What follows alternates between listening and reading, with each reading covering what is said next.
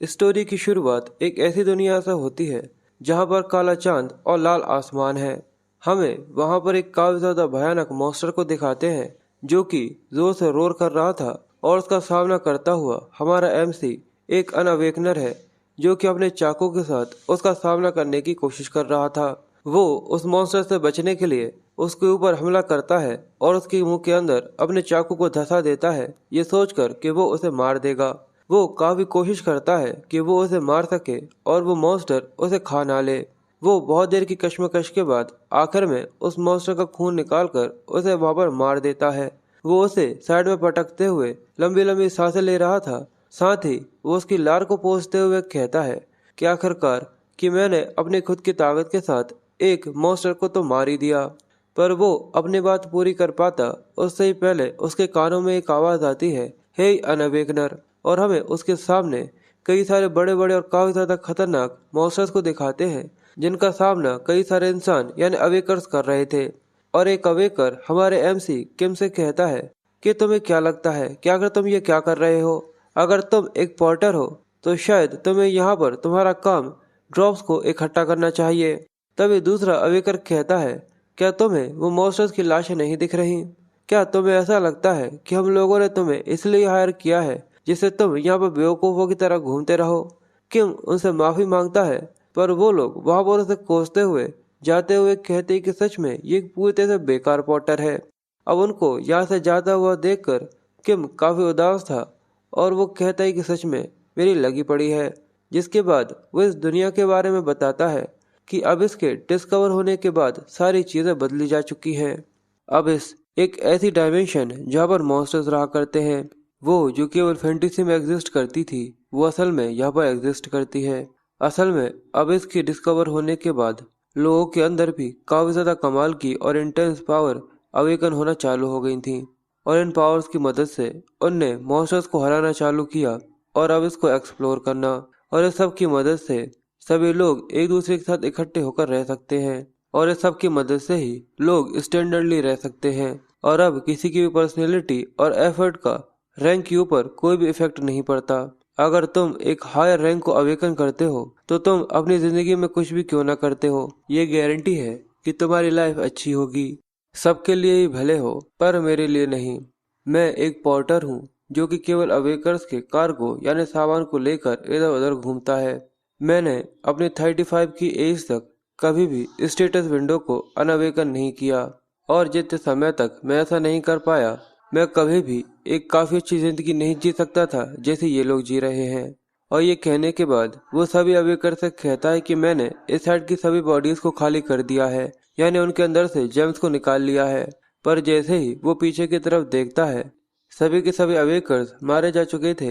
ये देखकर वो काफी ज्यादा शॉक होता है। वो हैरानी के साथ कहता है कि आखिर ऐसा कैसे हुआ कि सभी के सभी इंसान मारे जा चुके हैं। पर तभी उसे एक मॉस्टीरियस सी आवाज आती है कि तुम अकेले यहाँ पर जिंदा हो।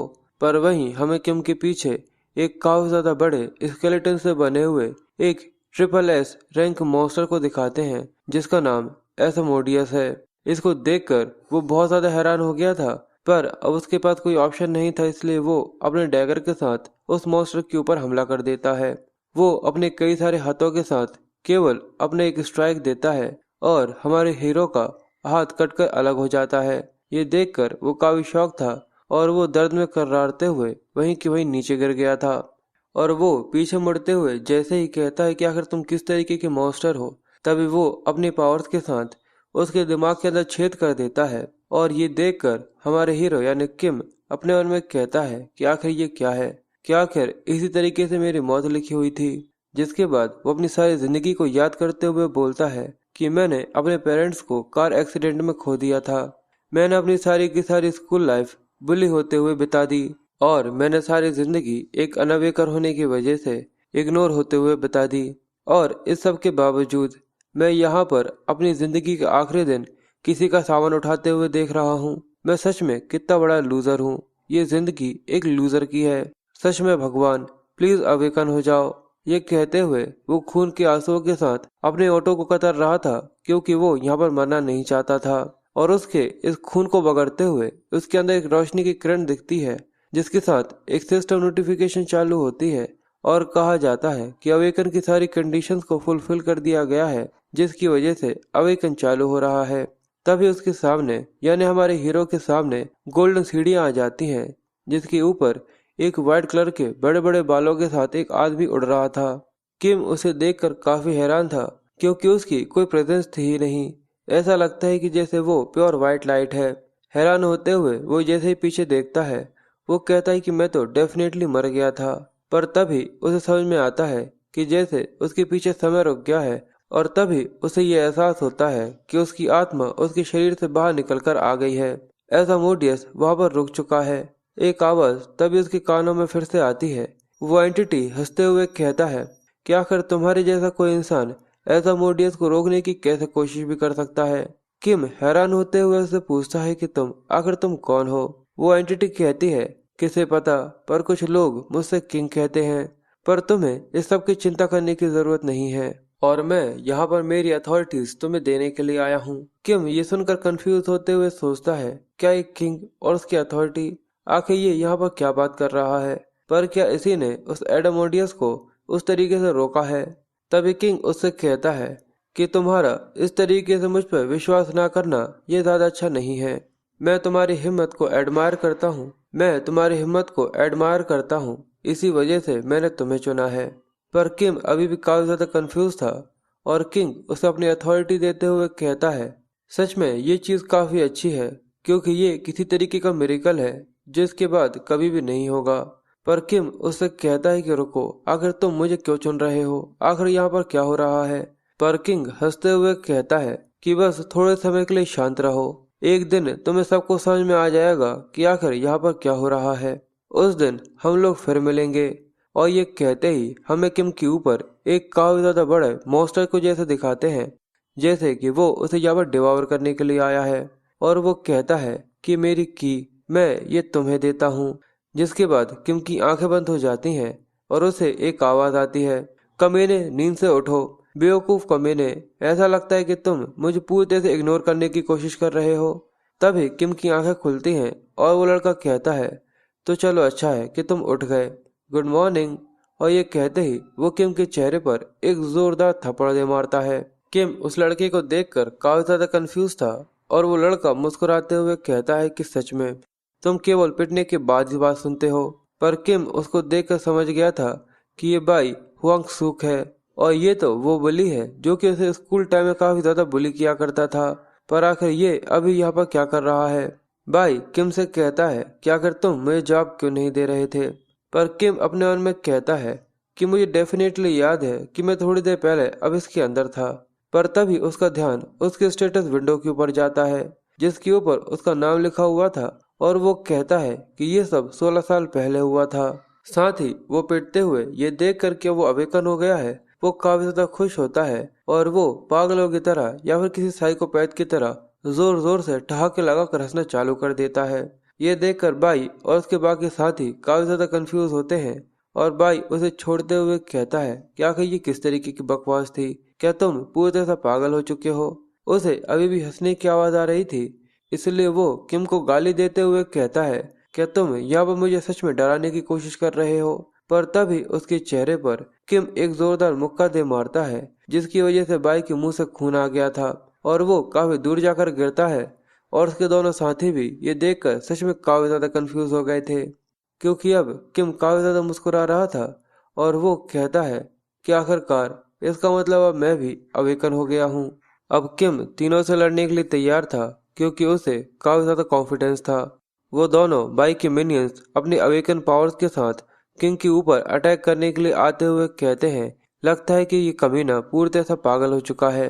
पर जैसे ही वो लड़का किम के ऊपर अपनी फायर से अटैक करता है, पर किम उसे डॉज करते हुए नीचे से उसके चेहरे पर एक जोरदार मुक्का दे मारता है, और दूसरे लड़के के पेट पर एक जोरदार लात। साथ ही वो कहता है कि मुझे 35 ईयर्स का एक्सपीरियंस है, मैंने अपनी सारी जिंदगी एक अनअवेकर की तरह बिता दी, इसलिए मैंने वो सब किया जो कि मैं कर सकता था, फंडामेंटल फिजिकल ट्रेनिंग और अबिस और मॉन्स्टर्स की जितनी हो सके वो सारी की सारी इन्फॉर्मेशन प्राप्त करी, और इसके अलावा वेरियस स्किल्स भी सीखे, यहाँ तक कॉम्बैट स्किल्स भी। इसलिए इस चीज का सवाल ही पैदा नहीं होता कि ये थग्स यहाँ पर मुझे कोई भी नुकसान पहुंचा सकते हैं। और ये सोचते हुए वो काफी ज्यादा आसानी के साथ उन दोनों को काफी ब्रूटली पीट कर उन दोनों को अच्छे सबक सिखा देता है। अब उन दोनों को यहाँ पर हरा देने के बाद भाई अब उठ गया था। वो ये देखकर कहता है कि बिल्कुल ऐसा लगता है कि मुझे फिर से फिजिकल ट्रेनिंग करनी होगी। सच में यहाँ पर पूरे के पूरे कचरा भरे हुए हैं।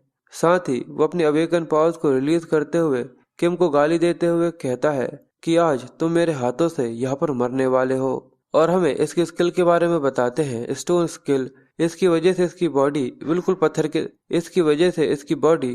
पत्थर की तरह हो जाती है। भाई अपने पत्थर के बने हुए हाथों के साथ किम के ऊपर अटैक करता है, पर किम हर बार उसे डॉज कर लेता है। जिसके बाद वो देखता है कि भाई उसके ऊपर जंप करते हुए ऊपर से अटैक करने की कोशिश कर रहा है, जिसकी वजह से सच में वहां पे काफी ज्यादा बड़ा धमाका होता है। अगर किम को ये लगता तो सच में उसकी हड्डी पसली टूट जाती। भाई जैसे ही उस धमाके के अंदर से निकलता है, हमें उसके पीछे से किम को दिखाते हैं जो अपने मुक्के के साथ उसके पीछे से आ रहा था। भाई उसे सेंस कर लेता है कि वो कहाँ पर है, इसलिए वो सही समय पर पीछे की तरफ मुड़कर उसके ऊपर अटैक करने की कोशिश करता है। पर किम ने उसके चेहरे पर एक डायरेक्ट हिट दिया था, पर इसकी वजह से उसका खुद का ही हाथ काफी ज्यादा घायल हो गया था और उसके अंदर से खून आना चालू हो गया था। भाई ये देखकर उसे कहता है कि आखिर तुम्हें क्या हुआ। किम काफी ज्यादा कंफ्यूज होते हुए कहता है कि मैंने अपने खुद के ही हाथ को हिट कर लिया। और ये कहते ही भाई उसकी छाती पर एक जोरदार मुक्का दे मारता है, जिसकी वजह से वो काफी ज्यादा दूर फिकाने के बाद खिसकते हुए जाकर दीवार से टकरा जाता है। इसकी वजह से उसकी बॉडी के अंदर इंटरनल ब्लीडिंग होने चालू हो गई थी और उसकी हालत सच में काफी ज्यादा खराब हो गई थी, क्योंकि अब उसके चेहरे से भी खून टपकना चालू हो गया था। जिसके बाद भाई हंसते हुए उसके पास आते हुए कहता है कि तुम्हें तुम्हारी लिमिट के बारे में पता होना चाहिए, भले ही तुम कितनी भी एक्टिंग क्यों ना कर लो। क्या अब तुम्हारा दिमाग ठिकाने पे आ गया? तुम सच में एक लोली अनअवेकर बास्टर्ड हो।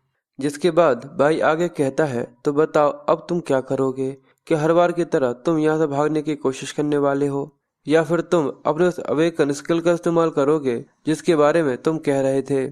किम वहां पर पड़ा हुआ अवेकर्स के बारे में बताता है कि सभी अवेकर्स के पास एक स्किल और एक रैंक होती है। एफ जहाँ से सब कुछ शुरू होता है और एस जहाँ पर सभी मॉन्स्टर्स की टेरिटोरी चालू हो जाती है। इसके अंदर फिजिकल एबिलिटीज और स्किल अवेकन होती हैं जो कि सच में काफी ज्यादा पावरफुल होती हैं। और मेरे पास भी एक स्किल है जो कि एक एफ रैंक का है, प्रिडिक्शन। पर यह स्किल अननोन है और ना ही मैंने इसके बारे में कभी सुना था, और ये एक वर्स्ट रैंक का स्किल है। इसके साथ मेरे बाई से जीतने के कोई भी चांसेस नहीं है, जो कि एक सी रैंक का अवेकर है। पर फिर भी न जाने क्यों मैं उठ रहा हूँ।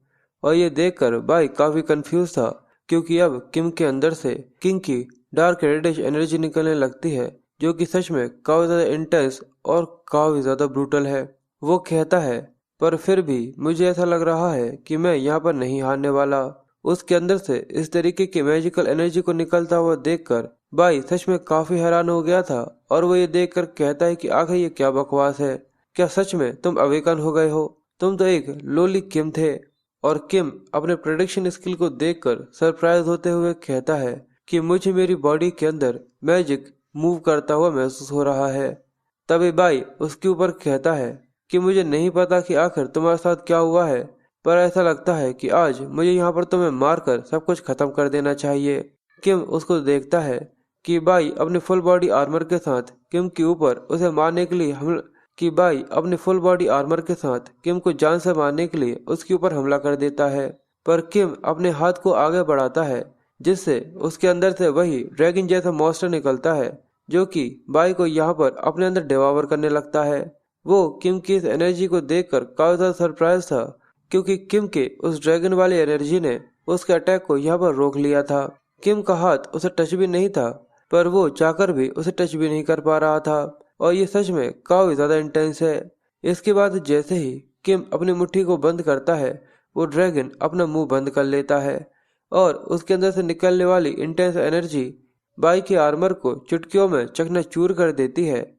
और हमें बाहर का सीन दिखाते हैं, जहाँ पर एक पल पूरी तरह से शांति थी, पर अगले ही पल आसमान लाल लाल हो जाते हैं और किम की एनर्जी ओवरफ्लो होना चालू हो जाती है।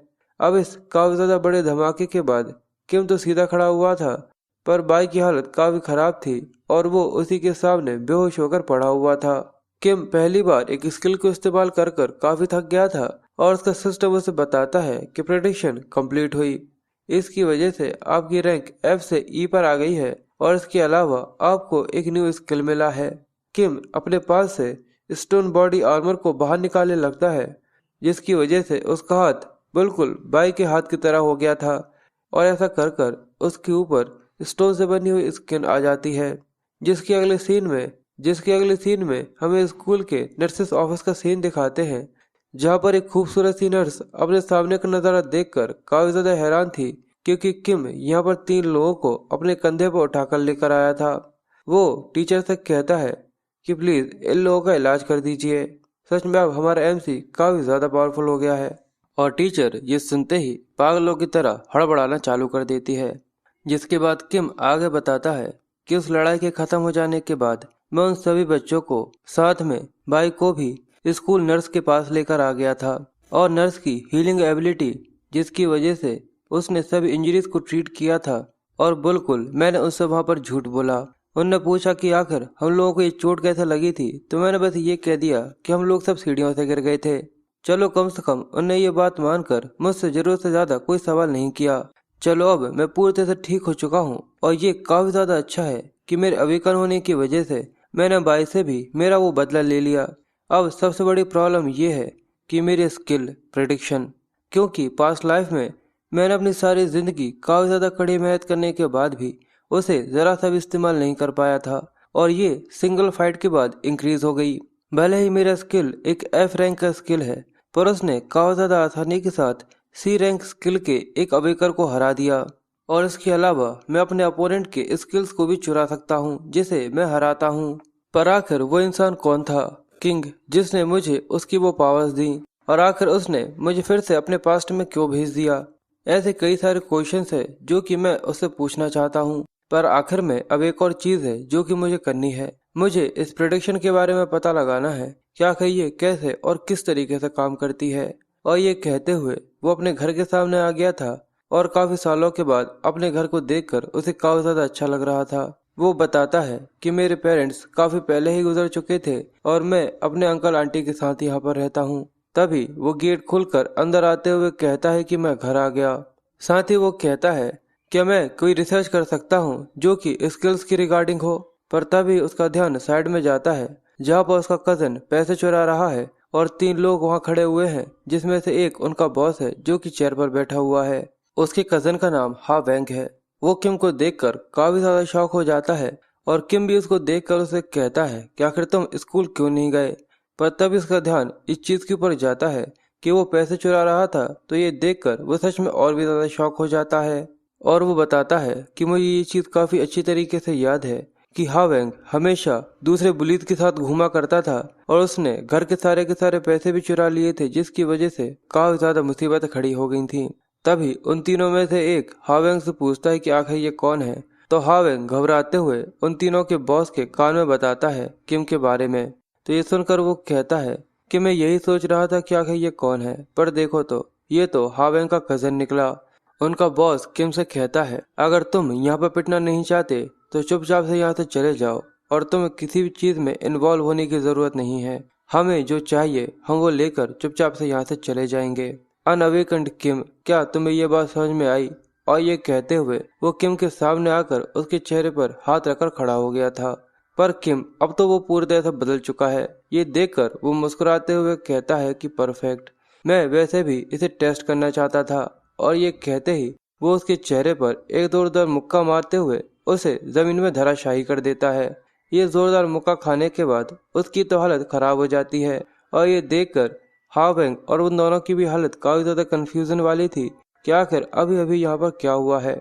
जिसके बाद हावेंग उस लड़के के ऊपर अपने स्किल प्रेडिक्शन को इस्तेमाल करने की कोशिश करता है। ये देखकर वो लड़का काफी ज्यादा कंफ्यूज और काफी ज्यादा घबरा गया था कि आखिर ये किम यहाँ पर क्या करने वाला है। किम जोर से चिल्लाते हुए प्रेडिक्शन बोलता है, पर वहाँ पर शांति छा जाती है क्योंकि वहाँ पर कुछ भी नहीं हुआ होता। उसके पास नोटिफिकेशन आती है कि प्रेडिक्शन इस तरीके से काम नहीं करती, जिसकी वजह से ये फेल हो गया। वो लड़का काफी ज्यादा कंफ्यूज था कि आखिर अभी यहाँ पर क्या हुआ है। और अब किम की भी हालत खराब होने लगी थी क्योंकि उसकी प्रेडिक्शन यहाँ पर एक्टिवेट नहीं हुई थी। तभी वो लड़का घबराए हुए किम के चेहरे पे एक जोरदार मुक्का मारकर उसे पागल कमीना बोलते हुए पीछे की तरफ धक्का देता है, जिसकी वजह से किम जमीन पर जाकर नीचे गिर गया था। जिसके बाद वो अपने दोनों साथियों से बोलता है कि जाओ और जाकर इसे मार डालो। एक लड़का जिसके पास ब्लेंड यानी अपनी चेन्स के साथ वो किसी को भी बांधने की ताकत रखता था, और दूसरा जो कि फूंक मारकर अपने हवा से पॉइजन निकाल सकता है यानी जहर निकाल सकता है, और उनका बॉस अपने हाथों से बेले निकाल सकता है। अब ये तीन अटैक एक साथ होता हुआ देखकर किम काफी ज्यादा शॉक हो जाता है, और अब उसे ये समझ में नहीं आ रहा था कि अब बेचारे उसके साथ क्या होने वाला है। उसके घर के अंदर एक काफी ज्यादा बड़ा धमाका होता है, जिसकी वजह से उसके घर की सारी खिड़कियां पूरी तरह तबाह हो गई थी। वहां पर पूरे में धुआं धुआं हो गया था, और ऐसा लगता है कि सच में काफी ज्यादा बड़ा धमाका हुआ है। और ऐसा कर कर उनका बॉस कहता है कि आखिर एक अनअवेकर की ऐसी हिम्मत भी कैसे हुई कि वो ये नाटक कर सके कि वो अवेकन हो चुका है। इसे इसकी औकात के बारे में पता होना चाहिए। पर तभी उसकी आंखों के सामने जो होता है वो ये देखकर कपकपाने लग जाता है, क्योंकि उस पॉइजन के अंदर से एक रेडिश एनर्जी निकलना चालू हो गई थी, क्योंकि अब उसका स्किल यानी किम का स्किल एक्टिवेट हो गया था। ये देखकर वो लोग काफी ज्यादा कंफ्यूज थे, और किम के स्किल ने यानी प्रेडिक्शन ने उन सारी की सारी मिस्टीरियस एनर्जीज को कंफर्म कर लिया था, और अपनी किंग की एनर्जी के साथ उसे उन तीनों से प्रोटेक्ट भी कर लिया था। ये देखकर किम कहता है कि ये सडनली सही से काम नहीं करता, पर ये वो स्किल्स जो कि मेरे ऊपर अटैक करने की कोशिश करते हैं उन सभी को न्यूट्रलाइज कर देता है। मुझे नहीं पता कि आखिर यहाँ पर क्या हो रहा है, पर सच में ये काफी कमाल का है। और ये कहकर वो अपने स्टोन स्किन का इस्तेमाल करते हुए उनके बॉस की तरफ बढ़ने लगता है, और लाइट की स्पीड के साथ उसके चेहरे पर पत्थर से बना हुआ मुक्का दे मारता है, जिसकी वजह से उसकी नाक टूट जाती है, और हमारा एमसी काफी ज्यादा कूल दिखने लगता है। और किम अब उन सभी को अच्छी तरीके से सबक सिखाने के बाद कहता है कि अभी तक केवल दो चीजें हैं जो कि मुझे समझ में आई है कि स्टेटस विंडो केवल अवेकर्स के लिए ही विजिबल होती है, और जो सारी की सारी इंफॉर्मेशन इसके अंदर होती है वो किसी और को दिखाई नहीं देती। इसके अलावा पैसिव इफेक्ट जो कि प्रेडिक्शन स्किल को इस्तेमाल करने के बाद इसकी डिस्क्रिप्शन के अंदर मेंशन्ड नहीं किए गए हैं, ये उन स्किल्स को न्यूट्रलाइज कर देती है जो कि एबनॉर्मल कंडीशन में उसे महसूस होते हैं, जैसे कि पॉइजन या फिर कोई हार्मफुल स्किल। और मेरे चेक करने के बाद अब मुझे ये पता चल चुका है कि ये बिल्कुल सही है। पर इस सबसे बड़ी बात ये है कि आखिर ये बेवकूफ ये कर क्या रहा है। और उसका कजन हावेंग उसके सामने अपने हाथ पैर जोड़कर जमीन पर बैठा हुआ था। वो चिल्लाते हुए किम से कहता है कि आज के तुम्हारे ये इम्प्रेशन साइट देखकर मैं हावेंग तुम्हारा कजन अपने एक्शंस के लिए माफी मांगता हूँ। प्लीज इस बार मुझे माफ कर दो। साथ ही वो आगे कहता है कि मैं तुम्हारे जूते चाटने के लिए भी तैयार हूँ, जहाँ तक कुत्ते की तरह भौंकने के लिए भी तैयार हूँ। तुम जो कहोगे वो सब करने के लिए मैं तैयार हूँ, पर प्लीज इस बार मुझे माफ कर दो। किम सोचता है कि मैं जानता था कि ये इंसान बिल्कुल लोमड़ी की तरह है, पर ये इतना ज्यादा बुरा निकलेगा ये सोचा नहीं था। पर वो भूं भूं करने लगता है। ये देखकर भी वो कहता है कि पर इससे भी ज्यादा एक अर्जेंट इशू है जो कि आज के दिन होने वाला है, एक काफी ज्यादा बड़ा इंसिडेंट। किम हावेंग से कहता है कि ठीक है मैंने तुम्हें माफ किया, पर बदले में तुम्हें मेरे साथ चलकर एक काम करवाना होगा। हावेंग थोड़ा सा कंफ्यूज था, जिसके बाद हमें एक बंद फैक्ट्री का सीन दिखाते हैं जिसके अंदर जाने के लिए साफ साफ मना लिखा हुआ था। हमें उसके अंदर 3 लोग दिखाते हैं। ऐसा लगता है कि ये किसी कंपनी के ऑफिसर टाइप के हैं, और उनके सामने एक गेट ब्रेक हो रहा था। उसके अंदर से कई सारे मॉन्स्टर्स निकल रहे थे, पर एक बैरियर की वजह से वो सब रियल वर्ल्ड के अंदर नहीं आ पा रहे थे। और गेट ब्रेक के बारे में बताया जाता है कि जहाँ से सडनली मॉन्स्टर्स आकर इंसानी दुनिया में हमला कर सकते हैं। और उनका बॉस कहता है कि आज से 10 साल पहले डंजन ब्रेक हुआ था, उसके बाद से ये गेट अचानक से क्रिएट हो गया और सारे के सारे मॉन्स्टर्स इसी के अंदर से निकल कर आते हैं। ये देखकर एक लड़की जिसने कोट नहीं पहना था वो काफी ज्यादा हैरान होते हुए चिल्लाकर कहती है अगर ऐसा है तो हम लोगों को आसपास के एरिया के लोगों को जल्दी से जल्दी यहाँ से निकलवा देना चाहिए। पर दूसरी लड़की कहती है पर उन मॉन्स्टर्स को देखकर ऐसा नहीं लगता कि अगर हम लोग कुछ भी नहीं करेंगे तो ये डंजन डिजास्टर केवल कुछ समय के लिए ही रहेगा। पर उन लोगों का लीडर उन्हें मना करते हुए कहता है कि सबकी जरूरत नहीं है, क्योंकि हमारे साइड मेरा स्किल बैरियर है जो कि एक बी रैंक का है। और इस सबसे बड़ी बात यह है कि इस गेट ब्रेक की रैंक केवल सी है। इसी वजह से चाहे ये मॉन्स्टर्स कितने भी ताकतवर क्यों न हो, इसका मतलब इस गेट से निकलने वाला सबसे ज्यादा स्ट्रॉन्गेस्ट मॉन्स्टर भी केवल एक सी रैंक का होगा। अगर मैं दूसरे शब्दों में कहूँ तो यहाँ पर कुछ भी कभी भी नहीं हो सकता, पर अगर ऐसा कुछ होता है तो हम लोग इसको संभाल सकते हैं। और ये कहते ही उसका बैरियर चकनाचूर हो जाता है और उसके अंदर से काफी सारे मॉन्स्टर्स तेजी से निकलना चालू हो जाते हैं। ये देखकर वो पीछे की तरफ मुड़ता है और अपने एक किक के साथ 2-3 मॉन्स्टर्स को एक ही साथ उनकी गर्दन उड़ा देता है। सच में ये भी काफी ज्यादा कूल और काफी ज्यादा बिंदास है। और वहीं दूसरी तरफ सीन शिफ्ट होकर हमें हावेंग को दिखाते हैं, जो कि किम की बात सुनते हुए कहता है इसका मतलब ये बिल्कुल भी सही नहीं है और तुम ये कह रहे हो कंट्रोल पर्सन पहले से ही वहाँ पर है, इसका मतलब तो ये तो काफी अच्छा है। और साथ ही वो सर सर कह रहा था। किम कहता है कि फालतू में सर सर कहना बंद करो। साथ ही वो कहता है कि हाँ, गेट ब्रेक कुछ ही समय बाद होने वाली है, पर वो केवल एक सी रैंक की है और दूसरी तरफ the control personal B rank का है, इसलिए वहाँ पर कोई ज्यादा इशू नहीं होगा जब तक उसके सामने का एक सी रैंक का अपोनेंट हो। ये सुनकर हावेंग कहता है यानी तुम मुझसे ये कहना चाहते हो कि वहाँ पर सच में एक सी रैंक की डंजन है। पर ये देखकर वो काफी कंफ्यूज था क्योंकि वो लोग उसी तरफ बढ़ रहे थे और दूसरी तरफ वो ऑफिसर डंजन के अंदर से निकलने वाले सभी मॉन्स्टर्स को काफी ज्यादा आसानी के साथ मार चुका था।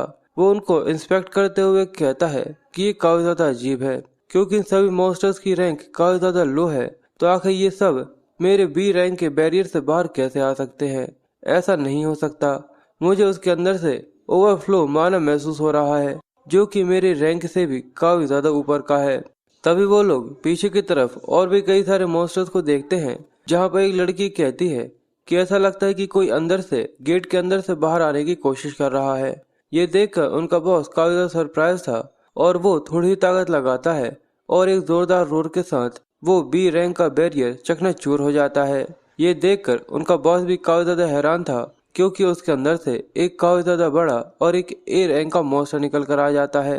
वो हैरान होते हुए कहता है कि ये तो जाइंट ऑर्क है और ये एक रैंक ए का मॉन्स्टर है, ऐसा कैसे हो सकता है। पर तभी वहाँ पर एक काफी ज्यादा बड़ा धमाका होता है जिसकी वजह से पूरे में आग लग जाती है।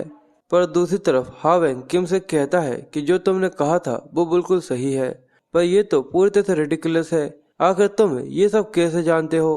किम अपने मन में सोचता है क्योंकि मैं पहले भी इस सब से गुजर चुका हूँ। साथ ही वो उससे कहता है कि दूर से मॉन्स्टर्स दिखने के बाद भी अभी तक उन लोगों ने एविक्यूएशन का ऑर्डर नहीं किया। तभी किम हावेंग से कहता है कि मेरे इंस्टीट्यूट ने मुझे ये सब बताया था, पर वो कहता है कि तुम मुझसे साफ साफ झूठ बोल रहे हो, सच में हमारे एमसी को झूठ बोलना भी नहीं आता। हावेंग कहता है कि मुझसे अब ये मत कहना कि तुम मुझे बेवकूफ बनाने की कोशिश कर रहे थे।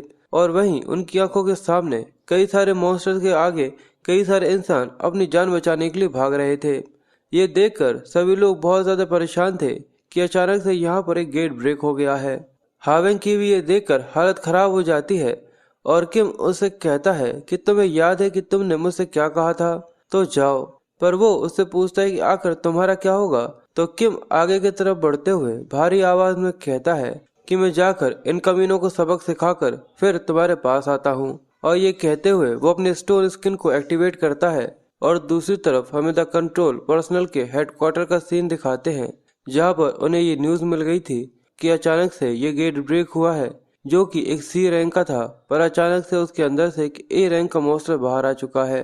इसकी वजह से हमारे पास जरा से भी रीइंफोर्समेंट नहीं है और इतनी जल्दी किसी भी तरीके की रीइंफोर्समेंट को हासिल करना काफी ज्यादा मुश्किल है क्योंकि सभी डंजन्स के क्वेस्ट को पूरा करने के लिए गए हैं या फिर अब इसको एक्सप्लोर करने के लिए। इसलिए इस क्राइसिस का केवल एक ही सॉल्यूशन है और तुम ही हमारी एक आखिरी उम्मीद हो, इसलिए प्लीज हमारी मदद करो। सोर्ड ऑफ ल्यूनास ये एक ए रैंक का वेकर है, पर न जाने ये बेचारा रो क्यों रहा है। हयांसो रोते हुए कहता है कि सभी लोग प्लीज थोड़ी सी और वेट करो, एक हीरो मैं हयांसो तुम्हारी मदद करने के लिए आ रहा हूँ। और किम अपनी स्किल का काफी ज्यादा अच्छे से और जो स्किल उसने पहले सीखे हैं यानी मार्शल आर्ट, उनको काफी अच्छी तरीके से स्किल के साथ कंबाइन करते हुए सभी मॉन्स्टर्स को धूल चटा देता है और काफी आसानी के साथ जान से मार डालता है। जिसके बाद वो अपने प्रेडिक्शन का इस्तेमाल करते हुए सभी को अपने अंदर डिवावर करने लगता है। ये देखकर वो कहता है कि जैसा मैंने सोचा था, उस बार मेरी प्रेडिक्शन फेटिगस की वजह से फेल हो गई थी। अगर फेटिगस 70 को पास कर लेता है तो ये एक्टिवेट नहीं होती और ज़्यादातर स्किल्स को एक्टिवेट करने के लिए माना का कंजप्शन लगता है। पर इसका ये मतलब नहीं है कि तुम केवल माना के बारे में ही चिंता लो, क्योंकि यहाँ पर फेटिगस भी है। अगर ये स्किल का ज़्यादा इस्तेमाल या फिर फिजिकल एक्टिविटी करने की वजह से इंक्रीज हो जाता है, और अगर ये काफ़ी ज़्यादा हो जाता है तो जितनी भी तुम्हारे पावरफुल स्किल्स होंगे वो सभी काफ़ी ज़्यादा कमज़ोर हो जाएंगे और तुम्हारी बॉडी तुम्हें काफ़ी ज़्यादा हैवी महसूस होने लगेगी। पर ये तो काफ़ी ज़्यादा बुरी बात है कि मुझे इसकी कंसिडर्स के बारे में पता लगाना होगा। पर मैंने ये पता लगा लिया है कि अगर मैं मरे हुए मॉन्स्टर्स को एब्जॉर्ब करता हूँ तो मैं अपने माना को बिना माना का इस्तेमाल किए हुए भी रिकवर कर सकता हूँ। और उसके इतने सारे मॉन्स्टर्स को मारकर उनको एब्जॉर्ब करने की वजह से उसका माना पूरी तरह से रिस्टोर हो गया था, और साथ ही उसके स्किल की रैंक ई से डी पर प्रमोट हो जाती है, वो भी दोनों के दोनों। ये देखकर वो काफी खुश होते हुए कहता है कि ये सच में काफी ज्यादा शानदार है। जितना मैं प्रिडिक्शन को इस्तेमाल करता हूँ उतना ही ज्यादा मैं ग्रो कर सकता हूँ। अगर इसी तरीके से मेरा ग्रोथ रेट चलता रहा तो मैं आगे जाकर एक एस रैंक अवेकर बन सकता हूँ या फिर एक डबल एस रैंक। नहीं, मैं पहला वो बनूंगा जो कि ट्रिपल एस रैंक अवेकर होगा, दुनिया में सबसे पहला। और अब वो यहाँ के सभी मॉन्स्टर्स को सेटल करने के बाद कहता है कि ये सब तो हो गया, क्या मुझे अब हावेंग के पास वापस चले जाना चाहिए। तभी उसे किसी के लड़ने की आवाज आती है और वो कंफ्यूजन के साथ जैसे ही पीछे देखता है वो जाइंट ऑर्क हयांसु उससे लड़ते हुए उसे उस जगह पर लेकर आ गया था। वो ये देखकर काफी ज्यादा कंफ्यूज था और हयांसु उसे मारते हुए कहता है कि तुम्हारे जैसा गंदा मॉन्स्टर तुम्हें जल्दी से जल्दी मरना होगा और उन सभी आत्माओं की कीमत चुकानी होगी जिन लोगों को तुमने मारा है। द वॉरियर ऑफ जस्टिस, मैं हयांसु आज तुम्हें जज करूंगा।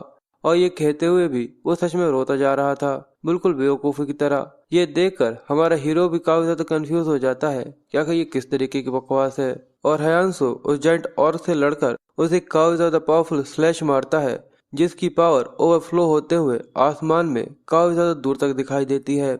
ये देखकर किम भी हैरान होते हुए कहता है कि इसने एक ए रैंक के मॉन्स्टर को काफी ज्यादा आसानी से हरा दिया। ये जरूर वही ए रैंक अवेकर होगा जिसने अकेले ही मेरे पास्ट में आने से पहले इस आउटब्रेक को खत्म कर दिया था।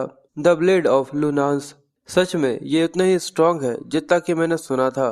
पर साथ ही वो उसके एक्सप्रेशंस को देखते हुए कहता है कि ये उतना बड़ा बेवकूफ भी है जितना मैंने सुना था। पर वो कंफ्यूज था कि आखिर हयांसु यहाँ पर क्या कर रहा है, क्योंकि पिछली लाइफ में वो एक ब्लडी बैटल लड़ने के लिए गया हुआ था, न कि यहाँ पर जाइंट ओगर से लड़ने के लिए। वो दूसरी सिटी के अंदर था। पर हयांसु सभी सिटीजन्स के लिए साइलेंट प्रे करते हुए कहता है कि मैं तुम सभी के लिए उम्मीद करूंगा कि तुम सभी की आत्माओं को शांति मिले। ये देखकर वो कहता है क्या ये इसके लिए प्रे कर रहा है। पर तभी वो अपने सामने ये देखकर और साथ सरप्राइज हो जाता है कि प्रे करते हुए हयांसु को पीछे से एक विलेन ने आकर उसके पीठ में अपने तलवार को धंसा दिया था। उसके मुंह से खून आने लगता है और वो विलेन कहता है कि मैंने तुम्हें पकड़ ही लिया हयांसु। और सिटी के दूसरी तरफ हमें हावेंग का सीन दिखाते हैं जो कि एक शेल्टर लेकर बैठा हुआ था और उसके साथ किम की वो नर्स भी थी जिसको बचाने का उसने उसे कहा था। वो उसको देखकर काफी हैरान और काफी ज्यादा परेशान होते हुए कहता है क्या सच में ये सब ठीक है, क्योंकि आज रात काफी ज्यादा लोग मारे जाने वाले हैं। पर किम ने कहा था कि मेरे स्कूल में जाकर वहाँ पर जो नर्स है चोई ना यंग उनको तुम्हें बचाना होगा। मैं थोड़ा कंफ्यूज था क्योंकि उसने बताया था कि वो रेफ्यूजीज को फिर से बचाने की कोशिश में यहाँ से भाग नहीं पाएगी और इस सब की वजह से वो मर जाएगी, इसलिए तुम अपने स्लीप मैजिक का इस्तेमाल करते हुए उसे वहाँ से लेकर चले जाना और बाकी सारी चीजें तुम मुझ पर छोड़ दो। हावेंग तो इस वजह से और भी ज्यादा कंफ्यूज था कि किम आखिर ये सब किस तरीके से जानता है। तभी उसे ऐसा लगता है कि शायद ऐसा हो सकता है और इस चीज का एक सेंस भी बनता है और इस चीज की कोई एक्सप्लेनेशन इसी वजह से नहीं है। किम के पास एक अवेकन स्किल हुई है जिससे वो फ्यूचर को देख सकता है। हाँ, वो क्योंकि फ्यूचर को देख सकता है और सच में ये काफी ज्यादा औसम है। पर पीछे खड़ी हुई किम की परछाई भी उसे कहती है कि मैंने कहा ना नहीं, ये पागलपंती है, इसको अभी अभी बंद करो।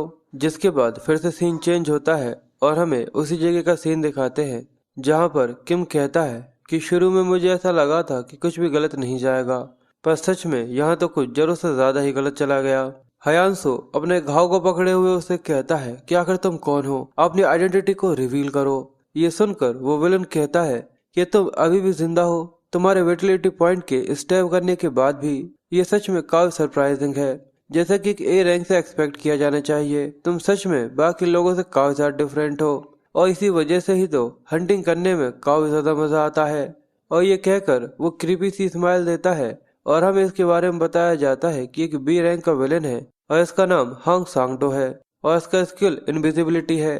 और हमें सांगडो के बारे में बताया जाता है कि वो अवेकर्स जो कि क्राइम कमिट करते हैं उन्हें विलेंस कहा जाता है, और सांगडो भी उन्हीं लोगों में से एक बी रैंक का विलेन है। ये एक साइकोपैथ की तरह है जो कि गेट ब्रेक होने के बाद से सभी को दिखाई देना चालू किया था, और ये इतना ज्यादा बड़ा पागल है कि इसने अपने खुद के लोगों को ही जान से मार डाला था। पर किम उसको देखकर कंफ्यूज होते हुए कहता है, पर जब मैं पास्ट लाइफ में था मैं इससे कभी भी नहीं मिला। ऐसा तो नहीं कि मेरे यहाँ पर आने की वजह से भविष्य बदल गया है। हयांसु काफी ज्यादा गुस्से के साथ सांगडो से कहता है कि तुम एक विलेन हो, सच में तुम एक काफी ज्यादा डिस्गस्टिंग चीज हो। मैं अपने हाथ से तुम्हारे चेहरे पर एक जोरदार मुक्का जरूर मारूंगा। और ये कहते हुए वो अपनी लाइटनिंग ब्लेड को निकालते हुए सांगडो के ऊपर हमला करने के लिए आगे बढ़ता है, पर तभी वो जाइंट ऑर्क हिलने लग जाता है, और तभी उसके अंदर जान आ जाती है। वो उन दोनों को पीछे की तरफ फेंक देता है और फिर से उठकर खड़ा होने लगता है। ये देखकर हयांसु काफी ज्यादा सरप्राइज था, पर सांगडो ये देखकर पागलों की तरह हंसते हुए कहता है कि सच में ये तो काफी ज्यादा कमाल की रीजनरेशन एबिलिटी है, जैसा कि एक ए रैंक के मॉन्स्टर से उम्मीद करी जा सकती है। वो ऑर्ग उठते ही अपने एक पावरफुल पंच को बनाकर एक जमीन पर जोरदार स्मैश करता है, जिसकी वजह से वो दोनों दूर दूर जाकर फेंका जाते हैं। पर सांगडो उससे जैसे तैसे कर बच गया था, और वो दूर से देखता है कि हयांसु उस जाइंट ऑर्ग से लड़ने की कोशिश कर रहा है। ये देखकर वो मुस्कुराते हुए कहता है कि इसकी कोई भी मदद नहीं करने वाला, और अब मुझे लगता है कि मुझे हयांसु को इसी के साथ छोड़ना होगा। इसके अलावा मुझे ऐसा लगता है कि हमारे पास एक ऑडियंस है, और उसके सामने किम बड़ी स्टाइल के साथ खड़ा हुआ था। ये देखकर सांगडो उसके ऊपर हमला करते हुए कहता है कि ये काफी अच्छा है, जितने शिकार उतना ही ज्यादा अच्छा, तो लो अब मरो। ये कहकर वो काफी ज्यादा तेजी के साथ किम के ऊपर हमला कर देता है, और सांगडो को इस तरीके से उसके ऊपर हमला करता हुआ देखकर किम काफी ज्यादा शॉक हो गया था। और जैसे ही सांगडो अपने चाकू के साथ उसके ऊपर हमला करता है, तो ऐसा लगता है कि शायद वो उसे मार देगा। पर रुको, अगले ही पल किम अपने स्किल का इस्तेमाल करते हुए अपने गर्दन के ऊपर स्टोन को क्रिएट कर लेता है, जिसकी वजह से उसकी ब्लेड उसको आर पार नहीं कर पाती, और किम ऐसे कर कर उससे बच जाता है। वो मुस्कुराते हुए सांगडो से कहता है कि तुम एक बड़े से बेवकूफ हो, और काफी स्टाइल के साथ सांगडो के चेहरे पर एक जोरदार लात मारता है, जिसकी वजह से उसके मुंह से खून आ गया था। ये देखकर सांगडो जल्दी से पीछे की तरफ हटते हुए कहता है कि कमीने, यानी तुम एक अवेकर हो। तभी किम उसके नाम से बुलाते हुए कहता है कि बी रैंक के विलेन सांगडो, तुम अपने स्किल स्टेल्थ का इस्तेमाल करते हुए लूनेटिक्स की तरह इधर उधर क्राइम कमिट करते हुए फिरते हो। वो तुम ही हो ना? मैंने सही कहा। इसलिए तुम्हारे लिए यही अच्छा होगा कि तुम जल्दी से यहाँ से भाग जाओ। जिसके बाद उन दोनों के बीच में एक काफी ज्यादा इंटेंस और काफी ज्यादा खतरनाक बैटल स्टार्ट हो जाती है, जहाँ पर सांगडो अपने बड़े बड़े डैगर के साथ रेगुलर किम के ऊपर हमला किए जा रहा था, पर किम उसके ऊपर हमला करने के बजाय अपने स्किल की मदद से उसके अटैक्स को ब्लॉक करने की कोशिश कर रहा था। इसकी वजह से उसके कई सारे अटैक्स ब्लॉक तो हो जाते हैं, पर जब वो सांगडो के ऊपर हमला करने की कोशिश करता है तो सांगडो काफी ज्यादा आसानी के साथ उसके अटैक्स को ब्लॉक कर लेता है। पर वो ये देखता है कि किम के ऊपर भी उसके अटैक्स का कोई ज्यादा असर नहीं हो रहा, और ये देखकर सांगडो अपने साइकोपैथिक हंसी हंसते हुए कहता है, तुम अपने इन करंट स्किल्स की मदद से सच में काफी ज्यादा कॉन्फिडेंट हो। आखिर ऐसा किसने सोचा था कि मेरे ब्लेड्स तुम्हारे खिलाफ बिल्कुल बेअसर रहेंगे। मुझे ये नहीं पता कि आखिर तुम मुझे किस तरीके से जानते हो, पर क्या तुम्हें ऐसा लगता है कि मेरे अगर अटैक्स तुम्हारे ऊपर काम नहीं कर रहे तो क्या तुम यहाँ पर जी सकते हो? ये बात तुम भी काफी अच्छी तरीके से जानते हो कि ये दुनिया उस तरीके से काम नहीं करती जैसा कि कभी भी प्लान किया हो। और ये कहकर वो अपने स्ट्रेल्थ स्किल का इस्तेमाल करते हुए अपनी अपीयरेंस को पूरी तरह से छुपा लेता है, और हवा में पूरी तरह से गायब हो जाने के बाद अब किम को कुछ भी समझ में नहीं आ रहा था कि आखिर अब वो कहाँ से उसके ऊपर हमला करने वाला है। किम कहता है कि आखिर में इसने अपने आप को छुपा लिया, पर उसे ये नहीं भूलना चाहिए कि तुम्हारे सारे के सारे अटैक्स मेरे खिलाफ पूरी तरह से बेकार है, और ये कहकर किम अपने पीछे की तरफ ये सोच कर कि उसी तरफ सांगडो खड़ा हुआ है पीछे की तरफ हमला कर देता है। पर सांगडो उसके पीछे से निकलते हुए कहता है, क्या सच में तुम इस सब के लिए श्योर हो?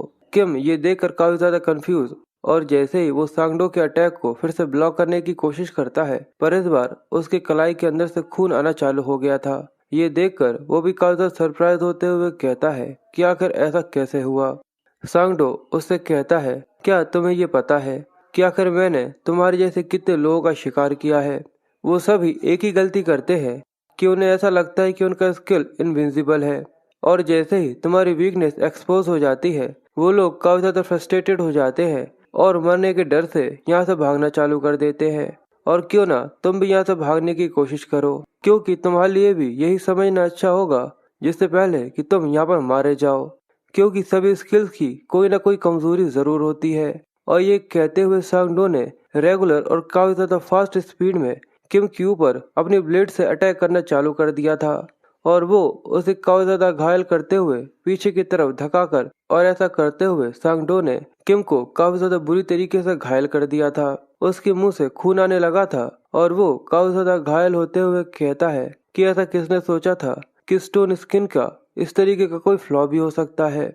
वो इस स्किल के बारे में बताते हुए कहता है कि स्टोन स्किल असल में सारे अटैक्स को पूरी तरह से ब्लॉक नहीं करता। असल में जो शॉक होता है वो स्टोन को क्रश कर देता है, और जो क्रश पार्ट होता है वो लोअर ड्यूरेशन के अंदर फॉर्मेशन के अंदर फिर से क्रिएट होना चालू हो जाता है। और ये शुरुआत से ही केवल एक ही जगह के ऊपर एम किए जा रहा था, यानी वो ये समझ चुका है कि आखिर मेरी वीकनेस क्या है। पर ये देखकर भी किम मुस्कुराते हुए कहता है कि पर जैसा मैंने सोचा था, यानी मैं पूरी तरह से श्योर हूँ कि हैंड टू हैंड फाइट करना मेरे लिए काफी ज्यादा मुश्किल हो सकता है, वो भी खासकर एक बी रैंक अपोनेंट के सामने। मेरी फिजिकल एबिलिटीज अभी केवल एक एवरेज डी रैंक के ऊपर है, इससे ज्यादा कुछ नहीं। इसलिए वो सांगडो से कहता है, यानी अब मुझे उस चीज को टेस्ट कर लेना चाहिए। और ये कहते ही वो अपने स्किल को पूरी तरह से डिसअपियर कर देता है, और ये देखकर सांगडो मुस्कुराते हुए उसके ऊपर हमला करते हुए कहता है, ऐसा लगता है कि तुम पूरी तरह से पागल हो गए हो, ये देखकर कि अब तुम्हारे यहाँ से बचने का कोई भी चांस नहीं है। किम उसकी तरफ बढ़ते हुए सांगडो से कहता है कि सांगडो, तुम्हें ये पता है कि आखिर मैं तुमसे क्यों मिलना चाहता था? सांगडो ये देखकर कहता है कि आखिर तुम इतने ज्यादा मुस्कुरा क्यों रहे हो? पर तभी उसके सामने एक दूसरे स्किल जो कि रेडिश कलर का है वो चमकना चालू हो जाता है, और किम उसे एक भारी आवाज में कहता है, क्योंकि मुझे तुम्हारा ये स्किल चाहिए था। और ये कहते ही उसकी अपीयरेंस काफी ज्यादा डेडली सी हो जाती है। ये देखकर सांगडो काफी ज्यादा हैरान होते हुए कहता है कि आखिर ये किस तरीके का वियर्ड सा माना है, ये कमीना इसे पूरे समय से छुपा कर रखे हुए था। पर कुछ भी हो, ये एक बेवकूफ है। अगर मैं यहाँ पर छुप जाऊंगा तो कोई सा भी स्किल क्यों ना हो मुझे ढूंढ नहीं सकता। और ये कहते हुए सांगडो किम के चारों ओर जोर जोर से घूमने लगा था। क्या तुमने थोड़ी देर पहले मुझसे ये नहीं कहा था कि हर एक स्किल की कोई ना कोई वीकनेस जरूर होती है? मैं ये समझ गया हूँ कि इतने सारे मॉन्स्टर्स को कई बार डिवोर करने के बाद कि वो सारे मॉन्स्टर्स यहाँ से कितनी बार मुझसे भागने की कोशिश करते हैं, और यहाँ तक कई तो भाग भी जाते हैं, पर आखिर में प्रेडिक्शन उन सभी को पकड़कर उन्हें खा ही लेती है। अगर मैं इसे सिंपल भाषा में समझाऊं तो तुम किसी भी जगह पर या फिर कहीं पर भी क्यों ना छुप जाओ, तुम कितना ही क्यों ना भाग लो, पर आखिर में प्रेडिक्शन तुम्हें ढूंढकर मार ही देगी। और ये कहते हुए उसकी प्रेडिक्शन ने सांगडो को पकड़ लिया था और उसके गले को काटकर और उसके छोटे छोटे टुकड़े करते हुए उसे पूरी तरह से डिवोर कर लिया था। जिसके बाद अब सीन सुबह का होता है जहाँ पर पूरे में शांति छा गई थी, और हमें उस साइड पर हयांसू को पड़ा हुआ दिखाते हैं जो कि कर्रारते हुई आवाज में कहता है कि उस विलेन की वजह से मुझ में अब इतनी भी हिम्मत नहीं बची है। Hero of justice, invincible hero, मैं हयांसू, मैं इस तरीके से मर नहीं सकता। और हमें उसके सामने अभी भी उस जाइंट ओगर को दिखाते हैं जो कि बिल्कुल सही सलामत खड़ा हुआ था, और उसके सामने बेचारे हयांसू की हालत बिल्कुल मरे की तरह थी। वो जाइंट ओगर अपने एक पावरफुल पंच के साथ हयांसू को यहाँ पर मारने ही वाला था, पर तभी जैसे ही वो वहाँ पर पंच करता है, और वो ओगर भी ये देखकर हैरान था कि जिस जगह पर उसने हयांसू को देखा था यानी मारा था वहाँ पर अब कुछ भी नहीं है। वो थोड़ा सा कंफ्यूज था, पर तभी उसके पीछे से आवाज आती है कि आखिर तुम उस टोटली फ्लैट जगह को किस तरीके से देख रहे हो? वो ओगर पीछे की तरफ देखता है कि किम अपने स्ट्रेल्थ स्किल का इस्तेमाल करते हुए हयांसू को बचाकर साइड में लेकर आ गया था। जिसके बाद वो मुस्कुराते हुए कहता है, सच में ये रास्ता काफी ज्यादा आसान है। और ये कहकर वो अपने प्रिडिक्शन स्किल का इस्तेमाल करते हुए उस बड़े से जाइंट ओगर को भी वहां पर मार देता है। सीन शिफ्ट होता है और सिटी की दूसरी तरफ हमें एक अंकल आंटी को दिखाते हैं जो कि हावेंग के माता पिता हैं, और वो दोनों हावेंग और किम को सही सलामत देखकर काफी ज्यादा खुश होते हैं। इतने ज्यादा खुश कि वो इमोशनल होकर वहां पर फूट फूट कर रोने लगते हैं। वो कहते हैं कि हम लोग उन मॉन्स्टर्स की वजह से तुम्हारी काफी ज्यादा चिंता कर रहे थे। पर हावेंग कहता है कि मुझे कुछ भी नहीं हुआ। क्यों, मैंने बिल्कुल सही कहा ना किम? वो कहता है कि बिल्कुल, अब हम लोग घर पर आ गए हैं। पर साथ ही वो हावेंग की पोल पट्टी खोलने लगता है। तो हावेंग उससे कहता है कि नहीं, ऐसा कुछ भी नहीं हुआ था, ये सब पूरी तरह से गलत है। पर हावेंग कहता है कि मैंने तो अभी कुछ कहा भी नहीं। जिसके बाद हमें न्यूज में बताया जाता है कि अब ये सारी की सारी न्यूज, कि अब ये खबर पूरे पूरे न्यूज़ में काफी ज्यादा तेजी से बढ़ती जा रही है। उस जाइंट ओगर और गेट ब्रेक के बारे में सभी जगहों पर काफी ज्यादा तेजी से बताया जा रहा है। और इसकी वजह से गवर्नमेंट ने ऑर्डर किया है कि आसपास की जितने भी स्कूल्स हैं उन सभी को एक हफ्ते या फिर उससे ज्यादा लंबे समय तक के लिए बंद कर रखना होगा, जब तक इस आउटब्रेक के बारे में सही से पता न चल जाए कि अब वो पूरी तरह से क्लियर हो चुका है या फिर नहीं। और उस जगह के रेफ्यूजीज को बचा लिया गया है और पब्लिकली किसी को भी ज्यादा कोई नुकसान नहीं हुआ। पर अभी भी ज्यादातर लोग काफी ज्यादा कंफ्यूज थे, खासकर वो नर्स, कि आखिर वो वहां पर अचानक से कैसे पहुंच गई थी। और हमें हमारे हीरो को भी दिखाते हैं जिसका इंटरव्यू लिया जा रहा था, क्योंकि सभी को यही लग रहा था कि वही ट्रू हीरो है और उसी ने उस जाइंट ओगर को हराया है। पर वो मना करते हुए कहता है कि नहीं, असल में जो ट्रू हीरो है वो कहीं और घूम रहा है। और इसी तरीके से सारी की सारी न्यूज पूरे में फैली हुई थी। और कुछ लोग उस जगह को भी देखने के लिए आए हुए थे कि ऐसा हो सकता है कि शायद वहां पर कोई इंसान फंसा हुआ हो। और ये सारी की सारी न्यूज किम अपने मोबाइल में देख रहा था और ये देखकर कहता है कि ये काफी ज्यादा अच्छा है कि कहीं पर भी मुझे मेंशन नहीं किया गया, यानी मेरे बारे में किसी को कुछ भी नहीं पता। यानी हम लोग हमारे एडवेंचर को नेक्स्ट स्टेज तक लेकर जा सकते हैं। और ये कहते हुए वो एक बंद और गुमनाम सी टनल के सामने आकर खड़ा हो गया था, जहां पर अब उसके पास एक और न्यू स्किल आ गया था। अब उसके पास 3 न्यू स्किल्स थे, जिसको देखकर वो खुश होते हुए कहता है, और वो ये देखकर काफी ज्यादा खुश था कि उसके पास अब 3 नए स्किल्स आ गए थे। पर उसके प्रेजेंट लेवल पर उसके लिए काफी ज्यादा मुश्किल हो सकता है कि वो तीनों स्किल्स को एक साथ इस्तेमाल कर सके। और अगर उसने कोई भी बड़ी बेवकूफ़ी करी, उसका फेटिगस लेवल काफी ज्यादा तेजी से बढ़ सकता है और माना काफी ज्यादा तेजी से खत्म हो जाएगा। और ऐसा करने की वजह से उसकी जान एक काफी ज्यादा बड़े रिस्क में आ सकती है। इसलिए उसे इस सब के खिलाफ पोशंस का इस्तेमाल करना होगा। पोशंस ऐसे एलिक्सर्स होते हैं जो कि माना और फेटिगस को रिस्टोर करने के लिए बनाए जाते हैं। पर पोशंस काफी ज्यादा एक्सपेंसिव होने की वजह से उसे शिकार कर कर पैसे कमाने थे। पर इस सब के लिए उसे एक लीगल परमिशन की जरूरत है, क्योंकि बिना लीगल परमिशन के स्किल को इस्तेमाल करना भी इलीगल कंसिडर किया जाता है। इसलिए अब उसके पास केवल एक और लौता ऑप्शन था कि उसे ऐसे डेंजर्स को एक्सप्लोर करना होगा जिन्हें अभी तक खोजा या फिर डिस्कवर ना किया गया हो। और ये कहते हुए वो कोने में से निकलकर एक डंजन के अंदर आ जाता है, जहाँ पर काफी ज्यादा बड़ी बड़ी और क्रीपी सी फीमेल स्पाइडर मॉन्स्टर्स थी, और साथ ही और भी ज्यादा छोटी छोटी और क्रीपी सी मॉन्स्टर्स, और साथ ही वहाँ पर और भी कई सारे क्रीपी से स्पाइडर्स थे। सच में ये काफी ज्यादा क्रीपी से है। वो फीमेल मॉन्स्टर्स आपस में बातें करते हुए कहती हैं कि आखिर एक मॉरल ह्यूमन की यहाँ पर आने की हिम्मत भी कैसे हुई। वे सबसे जरूरी ये है कि आखिर इसने हमें ढूंढा कैसा। चलो इसे पैरालाइज कर देते हैं, चलो इसे पैरालिसिस कर कर इसे खा लेते हैं। पर उन तीनों की इस तरीके से बातें सुनने के बाद भी किम हंसते हुए कहता है कि सच में ये काफी अच्छा है कि तुम लोग इस तरीके से बातें कर रहे हो, यानी तुम काफी ज्यादा हाई इंटेलिजेंस वाले रैंक पर हो। ये स्पाइडर सिस्टर्स है जिनका रैंक बी है। बी रैंक इतना ज्यादा हाई तो नहीं है कि वो मेरे रैंक को ज्यादा ऊपर बढ़ा सके, पर क्या ऐसा करने के लिए मुझे ऐसे 100 को खाना पड़ेगा, तब जाकर शायद मेरे लेवल बढ़ सके। पर इस तरीके से किम को बातें करता हुआ देखकर स्पाइडर सिस्टर्स को काफी ज्यादा गुस्सा आ जाता है, और वो एक लोली ह्यूमन की एरोगेंसी को देखते हुए कहते हैं कि आखिर तुम्हारी हिम्मत भी कैसे हुई। और ये कहते हुए वो तीनों ही एक साथ अपने मुंह से पॉइजन निकालते हुए किम के ऊपर पैरालिसिस के लिए उसके ऊपर हमला कर देती हैं। और ऐसा करते हुए उन लोगों को काफी ज्यादा मजा आ रहा था, क्योंकि अब उसे ऐसा लग रहा था कि शायद किम की बॉडी पूरी तरह से पैरालाइज हो जाएगी। पर तभी किम का स्किल प्रेडिक्शन ऑटोमेटिकली एक्टिवेट हो जाता है, क्योंकि उसके आसपास एक मिस्टीरियस सी पावर थी जिसे पूरी तरह से रोक दिया गया था। ये देखकर वो तीनों ही काफी ज्यादा कंफ्यूज थी, जिसके बाद हमें उस टनल के बाहर का सीन दिखाते हैं कि थोड़े समय तक तो वो पूरी तरह से शांत थी और अगले ही पल उसके अंदर से स्मैशेस की और बहुत ज्यादा चीखों की आवाज आना चालू हो जाती है। और अब किम के पास न्यू स्किल पैरालिसिस भी आ गया था, जिसके बाद सीन शिफ्ट होकर हमें प्लेयर एसोसिएशन के हेडक्वार्टर का सीन दिखाते हैं, जहां पर एक सिक्योर रूम के अंदर 3 लोग बैठे हुए थे। एक लड़की बैठी हुई थी और 2 आदमी, और जो उन लोगों के बीच में बैठा हुआ था वो इस एसोसिएशन का डिप्टी मैनेजर है, गो टियावोक। और वो प्लेयर एसोसिएशन के बारे में बताता है कि जो अवेकर्स लीगली परमिशन लेते हैं वो लोग अपने स्किल्स को काफी अलग अलग तरीके से इस्तेमाल कर सकते हैं, जैसे अबस के एक्सप्लोरेशन के लिए, डंजन्स को क्लियर करने के लिए और ऐसे ही और भी कई सारी चीजों के लिए। करेंटली अभी न्यू साउथ कोरिया के अंदर 5 प्लेयर सेंटर्स हैं जो कि प्लेयर एसोसिएशन के अंडर काम करते हैं, और न्यू साउथ कोरिया के लार्जेस्ट गिल्ड्स 4 बड़े ग्रेट गिल्ड्स हैं।